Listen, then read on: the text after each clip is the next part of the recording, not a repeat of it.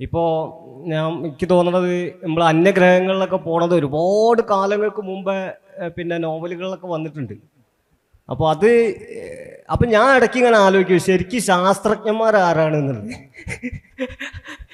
പഠിച്ചിട്ട് അത് ഞാൻ മോശമാക്കി പറയല്ല, അതായത് നമ്മളെ ശാസ്ത്രം അതിലേക്ക് എത്തണതിൻ്റെ മുന്നേ പിന്നെ കുറേ ആളുകൾ ഇതിനെ പറ്റിയിട്ട് എന്താ പറയുക, ഗംഭീരമായിട്ട് ബ്യൂട്ടിഫുൾ ആയിട്ട് ചിന്തിച്ചിട്ടുണ്ട് എന്നുള്ളതാണ്. അവരവിടേക്ക് ഇപ്പം ഇത് അങ്ങോട്ട് പോകാനുള്ള സൂനം ഉണ്ടാക്കണമെങ്കിൽ നമ്മളെ പിന്നെ ശാസ്ത്രജ്ഞന്മാർ തന്നെ വേണം. പക്ഷെ അവരത് ഇമാജിൻ ചെയ്തു എന്നുള്ളതാണ്.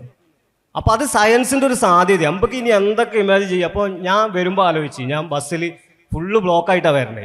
ഇനി കുറെ കഴിഞ്ഞ ബസ് അതായത് റോഡുമ്മ കൂടെ ഉള്ള വാഹനങ്ങളെ ഉണ്ടാവില്ല.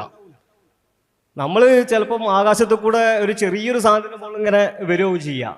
ആകാശങ്ങളിലാവും എല്ലാ മനുഷ്യന്മാരും, റോഡൊന്നും ഉണ്ടാവില്ല. അങ്ങനത്തെ അതിലേക്കൊക്കെ നമ്മളിങ്ങനെ എന്താ പറയുക കടന്നുകൊണ്ട് നിൽക്കുകയാണ്. കാരണം 900-ന്റെ ശേഷം മുതൽ 2000 വരെ ഉള്ള 100 വർഷത്തിൽ സയൻസിനുണ്ടായ ഒരു മുന്നേറ്റത്തിൻ്റെ എത്രയോ ഇരട്ടിയാണ് 2000 മുതൽ 2024 വരെ ഉണ്ടായിട്ടുള്ളത്.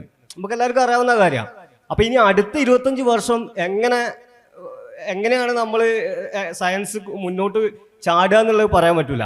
അപ്പം ഇപ്പോൾ സയൻസൊക്കെ വരുന്നത് എന്താ വെച്ചാൽ നമ്മളൊരു ഇഷ്ടത്തിൻ്റെ പുറത്ത് വരുന്നതാണ് ഈ എഴുത്തിലൊക്കെ.